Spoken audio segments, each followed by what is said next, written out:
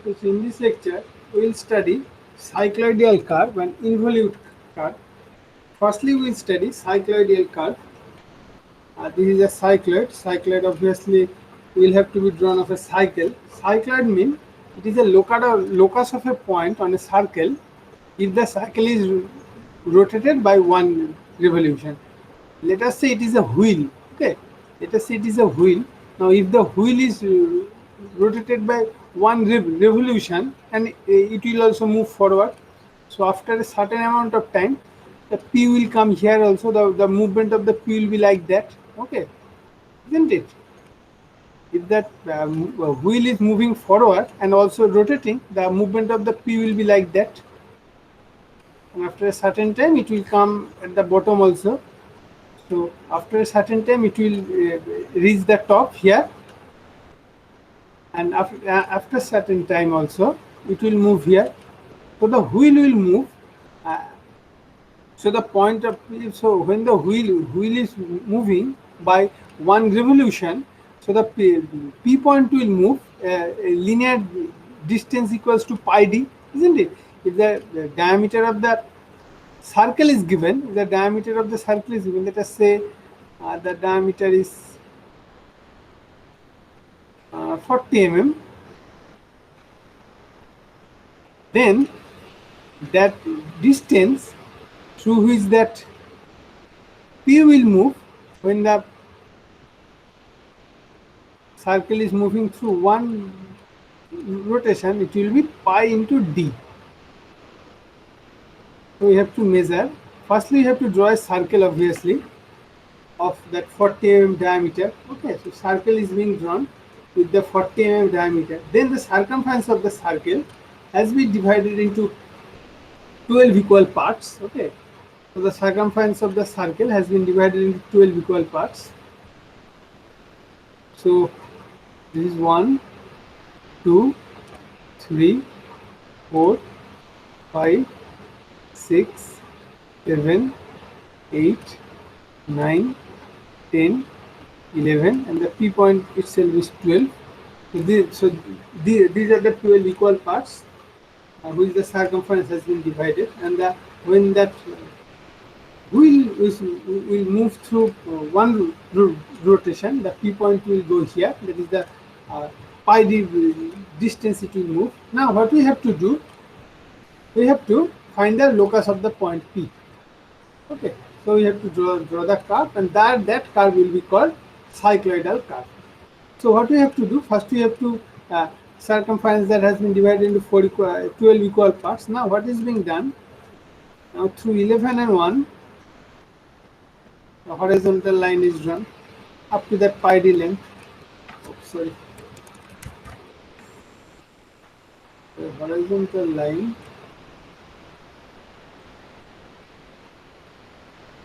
then through 10 and 2. So 10 and 2 will coincide, obviously, if my drawing is correct. Then 8 and 4 will coincide also. Then also 7 and 5 will coincide. So through all the points, horizontal lines are drawn. So 1, 2, 3, 4, 5, 6, 7 horizontal lines are drawn. Okay, now the circumference of the circle, of the circumference of the line, pi d line, will have to be divided into 12 equal parts. Now all of you have known how to divide a line into 12 equal parts.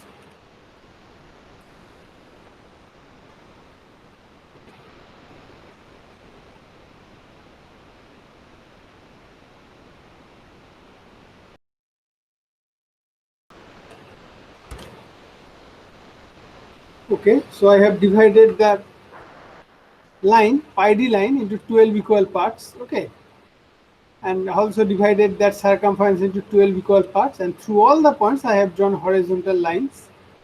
And so let us say C is the initial position of the center.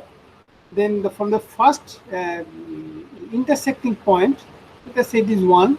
So from 1 dash, so we have to draw a vertical line up to that center. So that will be C1. Then from 2 it is C2, 3 it is C3, it will be C4,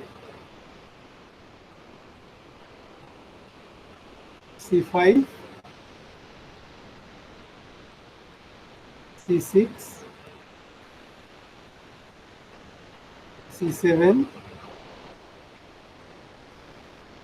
C8, C9, C10, and last point will be C11 and also C12. The last point is C12. So all the center positions are found. Now you have to draw the curve. Now see.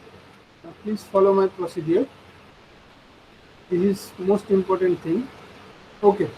Now in your pencil compass, take the radius of the circle. Okay.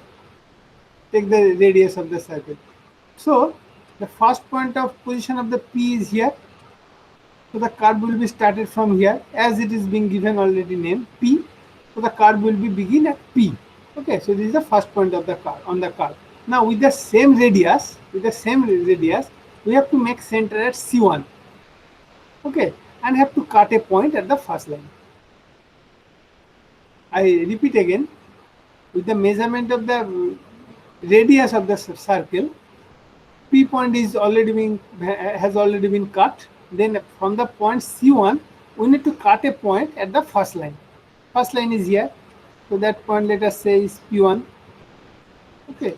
The next point, find the next point with the same radius. We have to mark center at C2.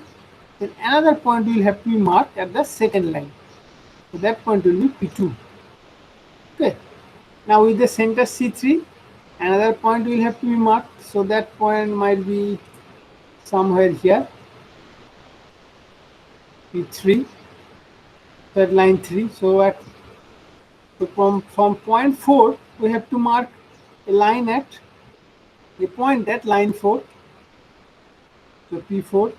Again, making center at C5, we have to mark another point on the next line. So P5. And again from C6, so that point will be here. P6.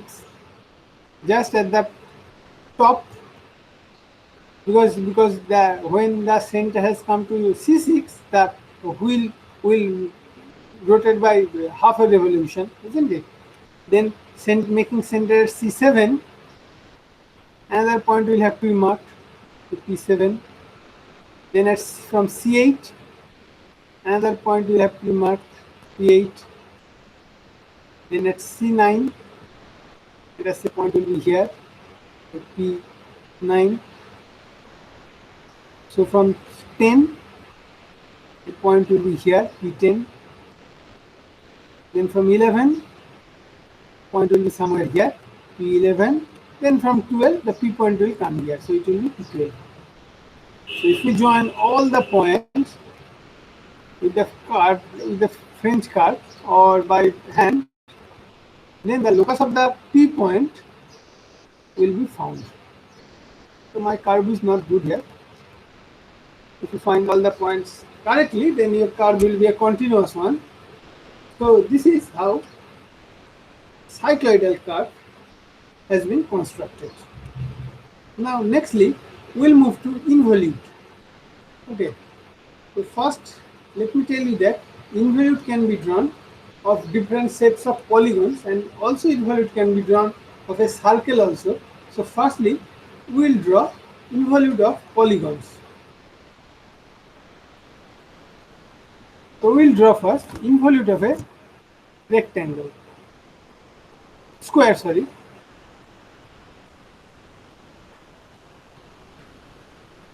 Firstly, I will draw involute of a square.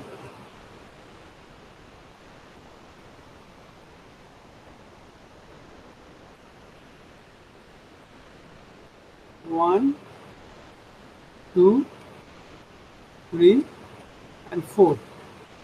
Okay, I'm telling you what is a involute curve. The involute is nothing.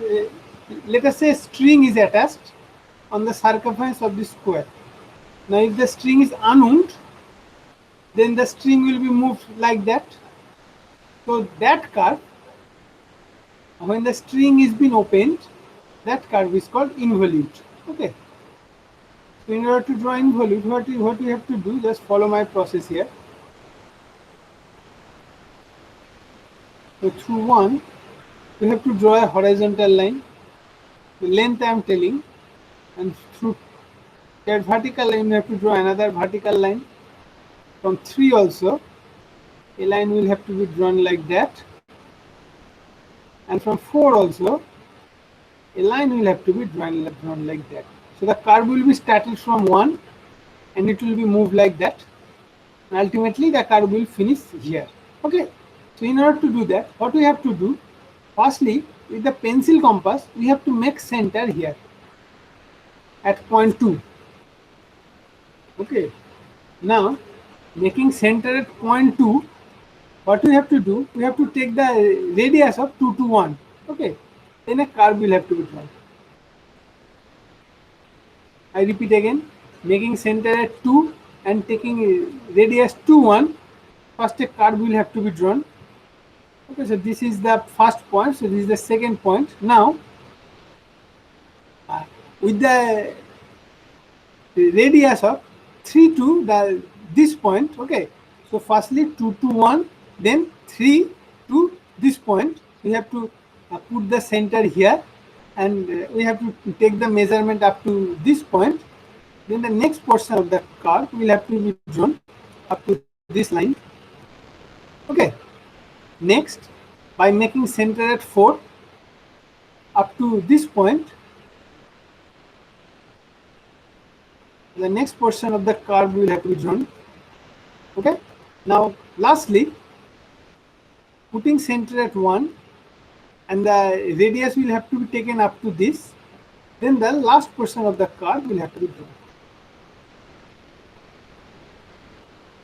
So this is the involute of a square.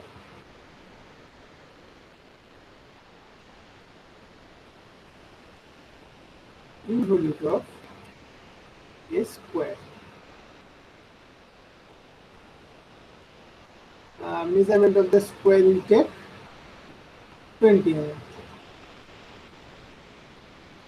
20 mm size. Okay.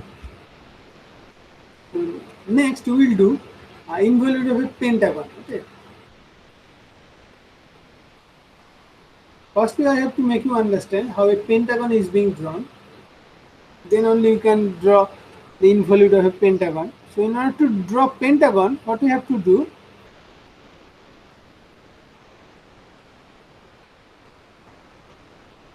okay, a horizontal line will have to be drawn first. Okay. Let us say this line is of length 20 mm. So with the 20 mm sides, we have to draw a pentagon. Now the internal angle for the pentagon is 108 degree, 108 degree. Okay. So let us say it is, we give name like that, AB. So AB measurement is 20 mm. So from point B, draw a 108 degree angle, and from point A also draw a 108 degree angle. Okay. Now take the AB measurement and cut 2 points here. Let us say that will be C. So A, B, C. So D will be here. That point is E. Now, in your pencil compass, take the radius of 20 mm and making center at C, draw a arc. Okay. So with the radius of 20 mm in your pencil compass, making center at C, draw a.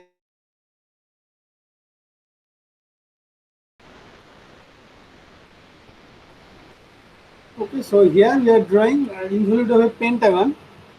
So the internal angle for pentagon is 108 degree. So we have to draw a horizontal line first of 20 mm length. Then through B and through A also we need to draw 2 inclined lines at 108 degree angle. Then with the measurement of 20 mm we have to cut point C, and here we have to cut point E. Then taking the pencil compass, we need to draw a arc from point C, and from point E also need to draw a arc. So these two arcs will intersect at point D. So if CD and D is joined, then the regular pentagon will be formed. Now, following the same process as that of the square, we need to extend the lines like that. Okay, so square 4 lines were extended, but for pentagon all the 5 lines will have to be extended. Now the process is same. So first center will be point B. So first center will be point B with the pencil compass, and the radius will be up to A. So the first portion of the curve will be drawn, taking radius B to A. The next portion of the curve will have to be drawn by making center at C, and the radius up to the first point, let us say P1. Okay, so the next portion of the curve will have to be drawn up to that line. Okay, next, let us say it is P2. So now you have to make center at D, and up to the radius P2 we have to take the measurement, and we will have to draw the arc, next portion of the arc. Okay, let us say it is P3. So starting from making center at E and taking a radius up to P3, the next portion of the curve will have to be drawn. It is P4, and making center at A up to radius P4, the last portion of the curve will have to be drawn. So that point will be P5. So this is the involute of a pentagon.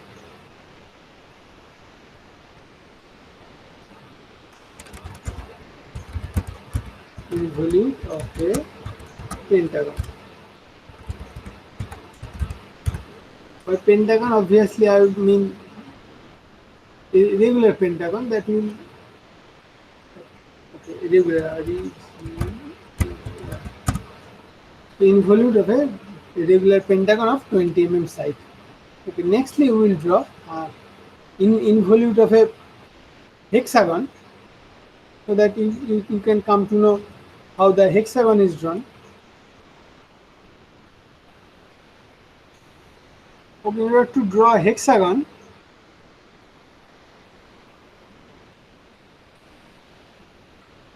okay, easy process to draw a hexagon is to draw a circle actually first,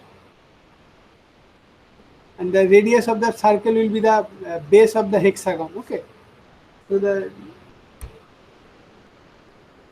radius of the circle will be the base of the hexagon.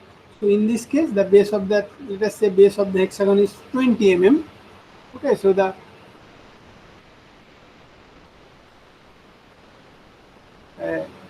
radius of the circle will be 20 mm, and then we have to take the axis. Okay, so the axis are being taken. Now what you have to do, now with the pencil compass you have to take the measurement of the radius. Okay, you have to take the measurement of the radius, and by making center here you have to cut a point here, and making center at here we have to cut a point here. Okay, so and from that center also we have to cut a point here, and using that center we have to cut a point here.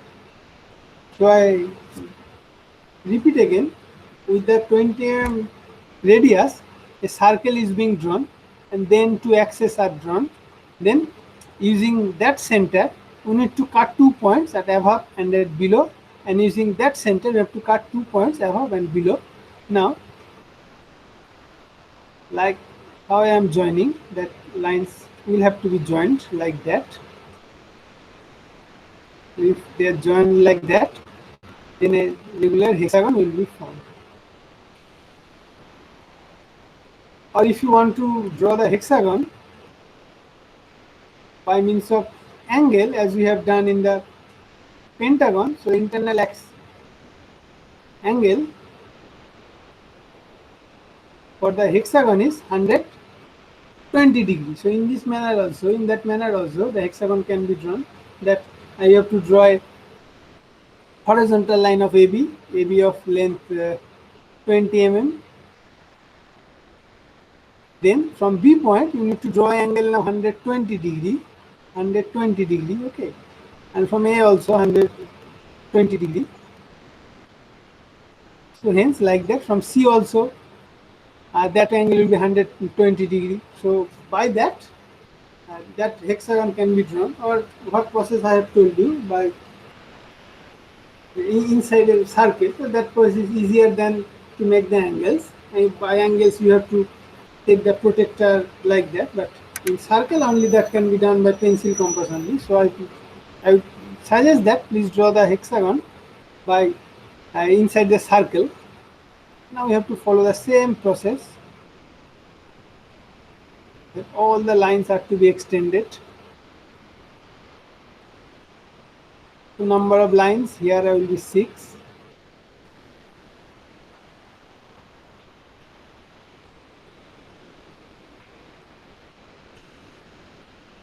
Okay. So all the lines are extended. Now again we have to follow the same process, only a number of point will be 6 here. So making center at B and the radius is up to A. The first portion of the curve will be drawn, P1. Now the radius will be from C to P1. The next portion of the curve will be drawn, P2. Then the radius will be D to P2. Then the next portion of the curve will be drawn, P3. Then the radius will be E to P3.